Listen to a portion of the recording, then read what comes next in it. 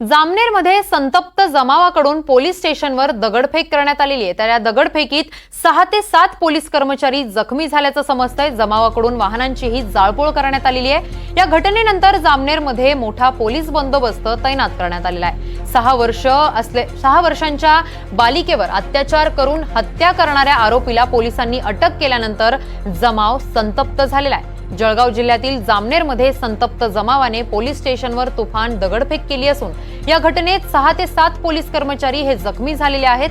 तर जमावाकडून वाहनांची देखील जाळपोळ करण्यात आली। तर या संदर्भात अधिकची माहिती देण्यासाठी आमचे प्रतिनिधी मंगेश आपल्या सोबत आहेत। मंगेश, नेमकं काय घडलंय तिथे? जाळपोळ केल्याची घटना देखील समोर आलेली आहे। तर 6 ते 7 पोलीस कर्मचारी देखील जखमी झाल्याचं समजतंय। नेमकी काय परिस्थिती आहे तिथे? नक्कीच किरण, खरं तर 11 जून रोजी जे आहे जामनेर तालुक्यातील एका गावात 6 वर्षीय चिमुरडीवरती एका 35 वर्षीय नराधमाने अत्याचार करून हत्या केल्याची घटना घडली होती। खरं तर 9 दिवसापासून पोलीस जे आहेत या आरोपीचा शोध घेत होते। मात्र काल रात्री जे आहे भुसावळ शहरात हा आरोपी पोलिसांना आढळून आल्याने या ठिकाणी पोलिसांनी त्याला अटक केली। आरोपीला अटक केल्यानंतर खरं तर जामनेर आणि भुसावळमध्ये जे आहे मोठ्या प्रमाणात जमाव जो आहे तो पोलीस स्टेशनच्या बाहेर जमला होता आणि आरोपीला आपल्या ताब्यात द्या अशी मागणी जी आहे ती जमावाकडून करण्यात आली होती।